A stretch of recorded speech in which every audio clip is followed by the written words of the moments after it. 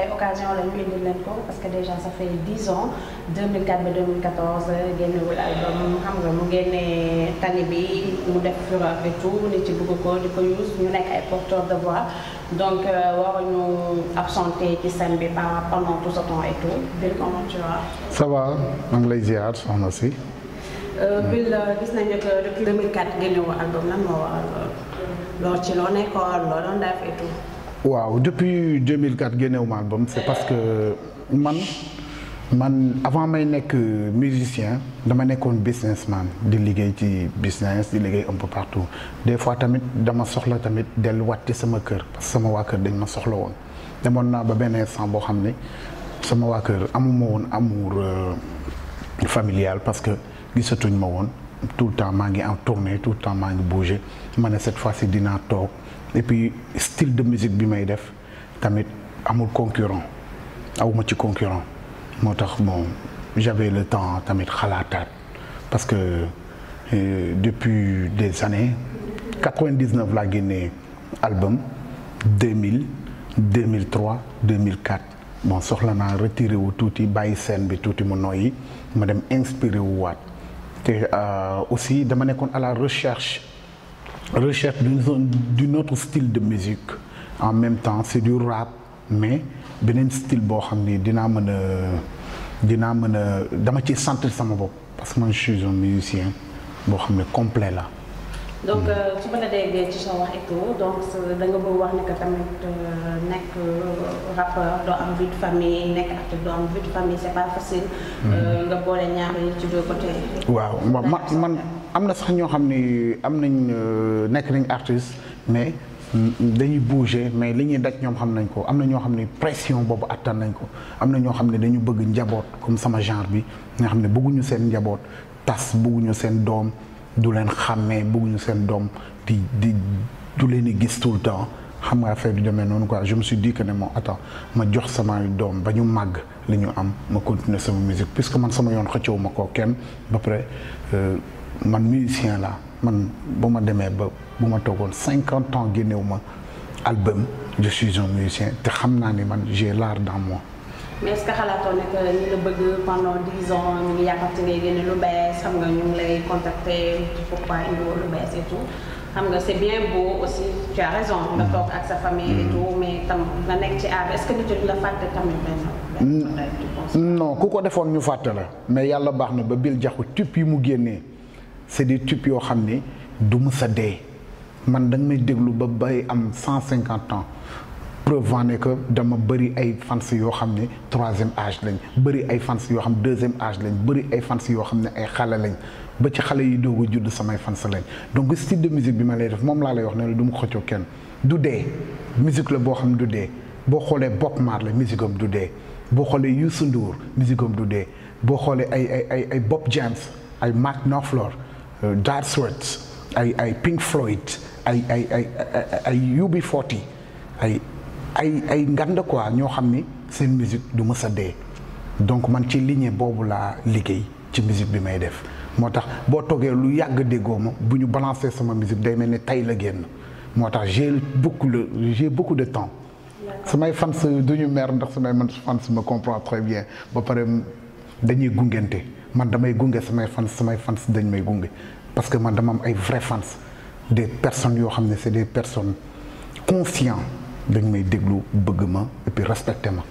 gis nañ ne que nga ñëw ci Story Blues. pourquoi Story Blues. Story Blues bon dama gis ne à l'époque on avait da nga doon gis suñu ñoom yaay suñu ñoom baay dañ doon bëgg blues léegi ñu dem ba benn instant blues am tendance di disparaître les Américains buñ ko defee information yi du yegg si fii. parce que la nouvelle génération ak la nouvelle feeling gars yi ils sont speed musique bu gaaw lañ bëgg boo xam ne c'est des techno c'est du rap c'est du roughneck c'est du G-funk c'est du low start c'est du gris-gris c'est du ego trip genre style boobu quoi léegi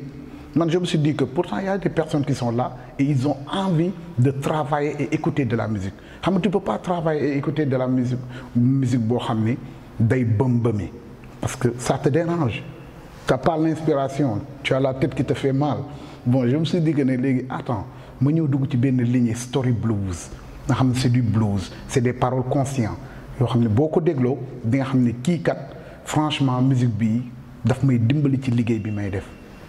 comprendre. Et puis j'ai beaucoup de fans intellectuels, c'est ce qui m'a poussé aussi de faire ce genre de musique. Après ils ont tendance Amérique États-Unis. Pourquoi pas wane lu nekk. xam nga man dama génne miraas àdduna ko mën a jooy pare génne kër gu ne lëmb baay jiite amoon kàddu ndogalam ci la ñëpp daan woyee pare génne askan gee ngi jooy ndax ñàkk wér gu yaram di sàkku ndimbal ak ñaan soxla ku leen tal ba tax ñu jag leen ma seen bataaxal pare génne fajar la ñuy yeewu gàddu seen i gopp jëm tool naaj bi naan donc dang seen bopp ñu saxoo jekkandal mbool yaa ngi dégg pare génne lu la bett mën la xëy na li yàlla namoon ci man la musuma ko naanee ndox sama xol bi dis gan may lox ñu jële ma sama gox au fait c'est du story c'est l'art de raconter des histoires positives qui se trouvent dans la société ci biir kër yi voilà autrement moom laa lay wax man ne sama yoon du ma ko jéem a xëccoo kenn léegi nag j'ai choisi le support blues teg ko ci mu gën a toog parce que tamit il faut pas qu'on se leurre nous sommes des musiciens nous sommes des rappeurs mais on est des musiciens c'est la lépp musique la famille musique la donc il faut pas ñuy copier man bëgguma copier man ce qui m'a beaucoup poussé à faire musique boo xam ne tradi moderne lay doon tradi blues bëgguma copier parce que li américains yi di def ñun war nañ mën a def lu ko raw on a l'art ñun dañu am culture américains yi amuñu culture amul benn parole américain booy dégg te déggoo ci saaga ñun duñu saaga dañu am éducation religieuse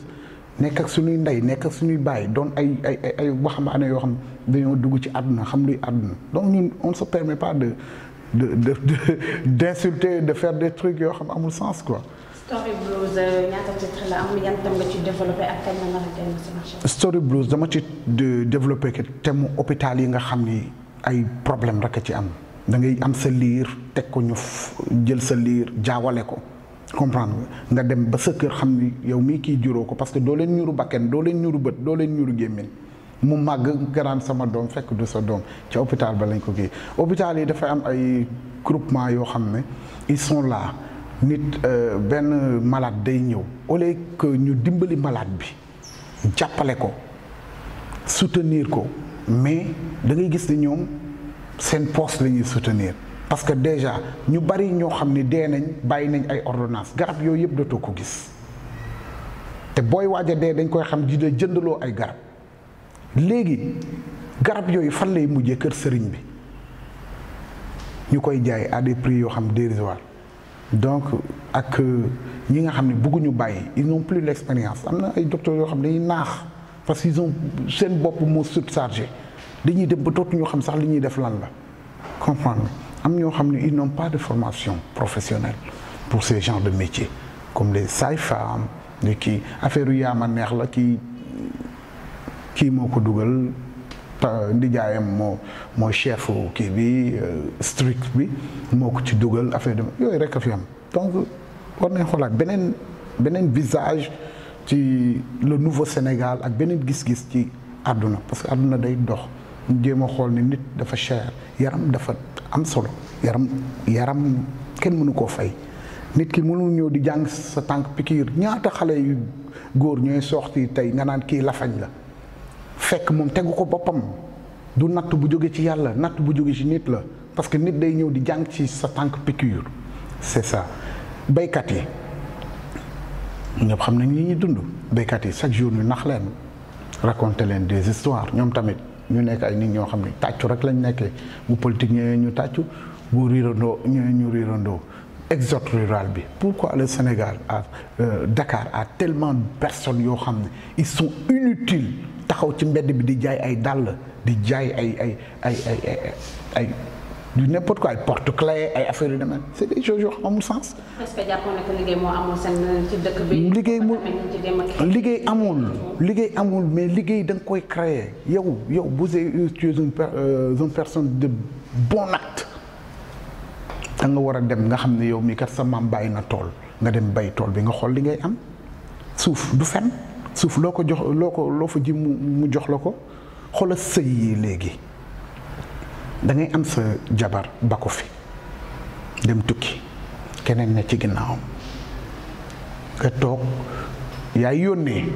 yaay dundal da ngay ne ci naaj bi moom mu ne ci ker gi dafa metti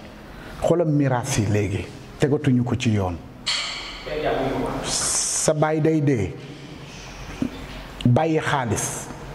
yow moom ak yàlla xaalis boobu kenn du ko mentionné ci miraas bi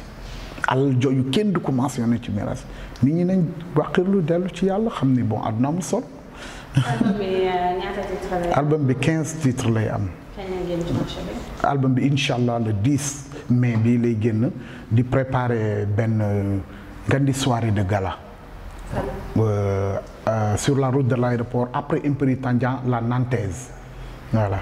waaw pardon pour pub bi mais bu ko dagga voilà. gis nañ ne que aussi da nga way Youssou Ndour gis nañ fi pas mal d'artistes et tout nga way Youssou Ndour pourquoi choix Youssou Ndour ak ban relation nga am. Youssou man moo ma yar mais amuñu relation Youssou Ndour man maa njëkk seen buntu kër Rue 15 maa ngi dëkkoon en face ñu ñaar ñoom ba muy petit camp chaque jour damay génn di jàkkaarloog moom premier oto bi Honda la je me rappelle boobu xale la man Médina laa juddoo fa laa rek yaru jàngee école Médine Youssou chaque jour dama doon génn ak moom de ki ko doon garder xaritam muy caacoo man kooku man moo ma doon protéger ci lépp à la Médina parce que taatu almeere lañ daan sangoo bu ñu génnee moo ñu doon wax ne bu leen dem fii dafa amoon ay xeer bu tudd Makka xeer bu tudd Paris xeer bu tudd kii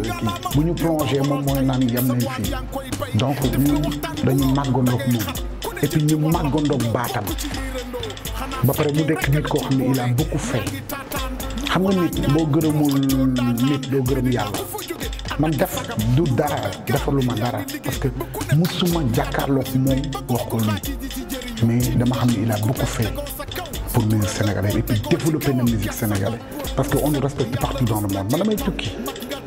boo waxee kan lañ lay wax Youssou Ndour laa xam Baaba Maal laa xam wala Ismaïla Lo kese moom lañ lay wax amul keneen ko ñu xam donc ku mel noonu ci musique sénégalaise daf jar na delloo jukkal parce que man yàlla moom ma def nii ma mel damay gis dëgg rek mbaa ma gis ni kii nit kii def na lu nice rek ma wax ko te man boo gërëmul nit comme ni ma ko waxee doo gërëm yàlla il a beaucoup fait pour musique sénégalaise moo tax ma woy ko. léegi man ñu acapella rek. waaw dëj amatul Sénégal soppi nañ ko def ko xawaare ak baal da ngay ñàkk nit toog tiit sa xel war a dellu ci yàlla toog jàkkaarloog ñi lay jaale ñuy jëw dàgg sant ak gaarawaale mu di seen école ay maire yu xeesal foo toll di leen seen ñoom ak seen i takkaay noonu lañ koy jàppee suba ba ngoon cakaay ay ca la ñu ñaanal néew bi nga dégg ñu naan yàlla na ko yàlla xare àjjana waaw foofu laa bu day merci internet IGFM ñoo ngi nekkoon ak Bul Diakhou. merci IGFM jërëjëf.